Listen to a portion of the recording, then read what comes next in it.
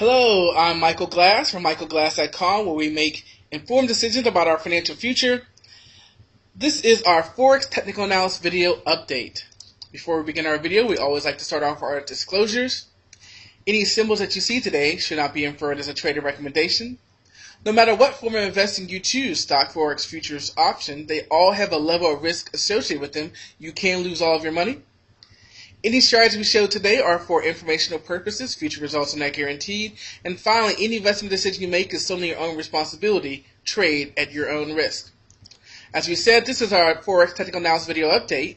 In each of our videos, we will review the prior session's price action to come up with key support and resistance price levels. We'll look at the crude and gold charts to come up with leading sentiment.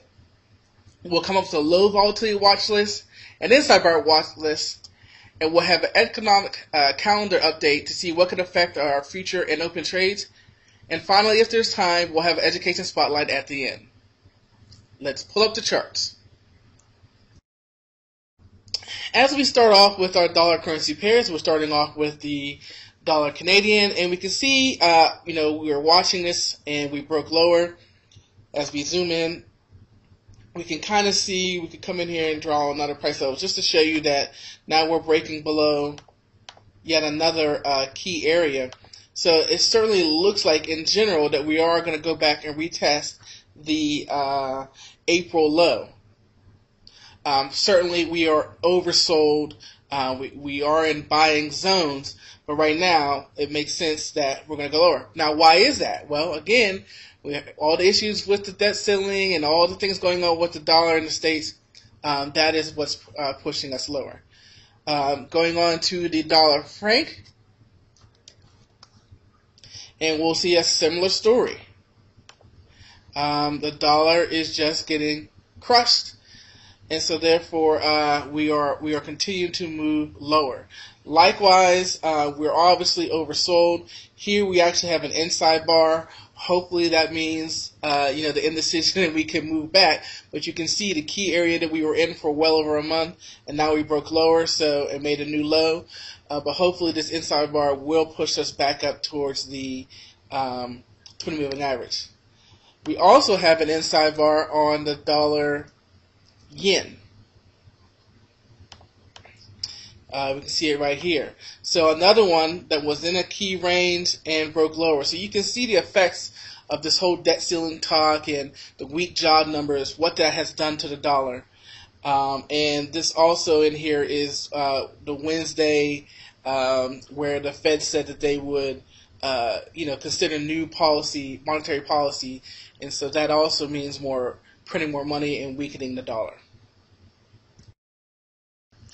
Moving on to our euro currency pairs, we've got the euro franc, and here again we can see the obvious downtrend we are in, and the push lower, just like with the dollar franc. And then we have two inside bars here. We have one on Wednesday and one on Friday, as we made a new low on Thursday. So hopefully this is that indecision for a move back up to the moving average. I mean, we're well off, so it makes sense, but you can also see that we're back into a neutral zone, which will, again show us that indecision that's going on there. So I'm going to wait and see if a new trend, if we get above Thursday's wick here, you might want to consider something as far as a move to the moving average. What about the euro pound? Here, the important thing here is we did make a new swing high, which is great, but once, we had this great move up into the swing high, we had this ascending wedge that we were watching, and now we're moving down, and where we're pausing right now, the euro franc, we saw inside bar. Here, or at least we're seeing, that same pausing, and you can see where we're at right now. You can kind of see that this is the normal bouncing place here, or a normal support place in the past. So it should be interesting to see if we do bounce here. But once again, you can kind of see that where we are on a small time frame, the 1 hour, we're once again in a neutral zone. How about the euro yen? Another one that has taken a beating to the downside, consolidated. We had a descending wedge that we were watching, and we did get that. got our inside bar, and now we're getting some sideways action. And oh, look again. Once again, we're in the the neutral zone. So this is another one that I need to see something, possibly get above 113, and then I'll feel better about a move to the 200 moving average. But I need it to go ahead and tell me which way it wants to trend now. Remember, it's all about trading trends and not being the same and fighting upstream. Finally, we'll finish off with the U.S. dollar. And like the dollar pound, we can see that it did find its natural support, even though we broke it a little bit. And now we're getting back into this range. So if we can get above the 20 and the 50, sure, we might go back up to 1.45. But if you look at this, we got a high, a lower high, a lower high. You can start to say that even though longer term, we're in an uptrend, obviously, but you can start to see the lower highs, and you can also see the head and shoulders pattern. So, I think another break of the 200, another break of 1.402 could be a confirmation of this head and shoulders pattern.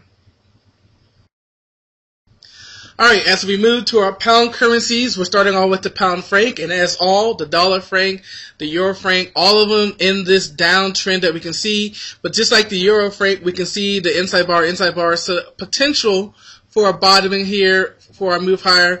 And same thing, if we get above Thursday's wick, I will consider, really actually you can see this little support in here at 1.326.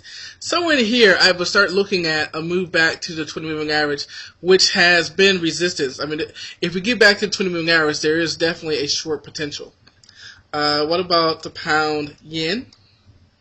And just another one that's gotten beaten down. We were watching this descending wedge. If I extend it out a little bit further, just to show you some potential resistance price levels. We do have an inside bar here also. So the theme of the day is really indecision. We've got a lot of inside bars, we've got a lot of new lows and then pausing. That's really been the theme of the day, and a lot of neutral on that 1 hour time frame. We'll finish off the pound with the pound dollar, and we can see that it's getting back into this range. It did get below the natural support that we had in the past, but it's back in this range, and it's sitting at, if we extend this here,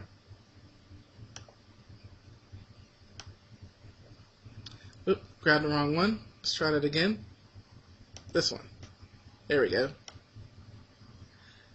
And we can see we're coming into some resistance here in the long-term uptrend. So look at this. A lot of consolidate. Whichever way this one breaks, it's probably going to break pretty well because it's been consolidating for 2 days. We'll throw in the Aussie dollar, which is also in a range. Whoops.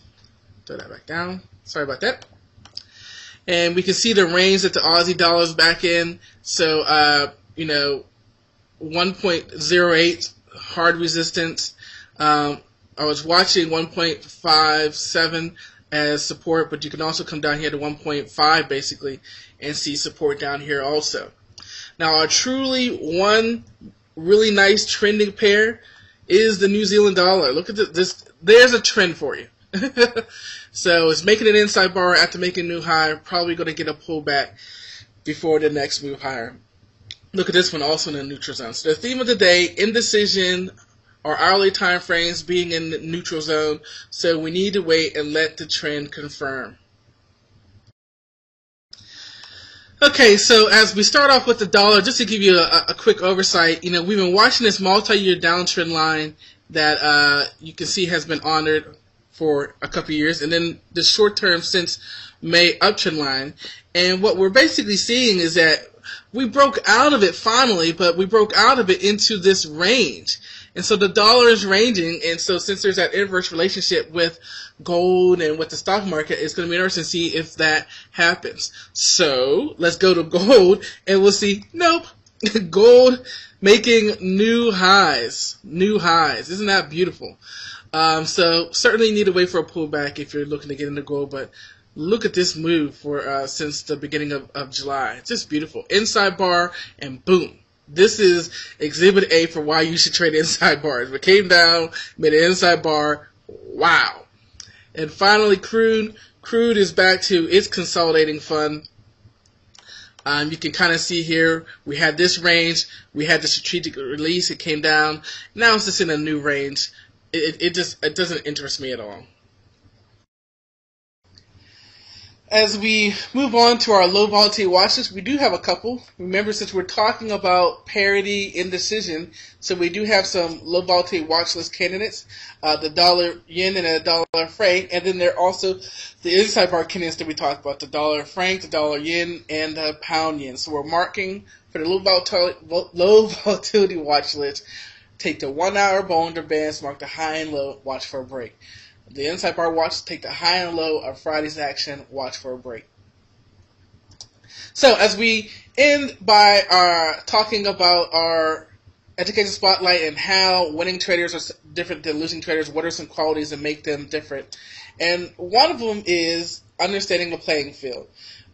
Winning traders understand when to trade. They understand losing traders. There are losing traders who have trading setups, and winning traders have the same trading setups. But the difference is that the winning trader has a discernment of knowing when to take that setup. They know that the playing field has support and resistance. They know that the playing field has opening and closing time, economic releases to avoid. They understand the playing field. They understand the trend, and they're taking the setup with the trend. They're not fighting. They're not the same fighting upstream.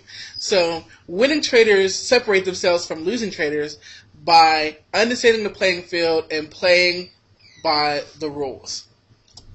So, you can find us on Facebook, YouTube, and Twitter. We have a page on Facebook, Are You Financially Literate?, where we talk about personal finance and financial literacy. If you want to learn to trade Forex, we have a great video course on high probability trading steps and how to develop your own. And then we have our coaching. Again, if you want to transition from being a losing trader, inconsistent trader, a struggling trader to a consistent trader, we can coach you one-on-one, develop a personalized trading plan for you, and give you that psychological will to be focused and disciplined and to follow that trading plan that we work together to form.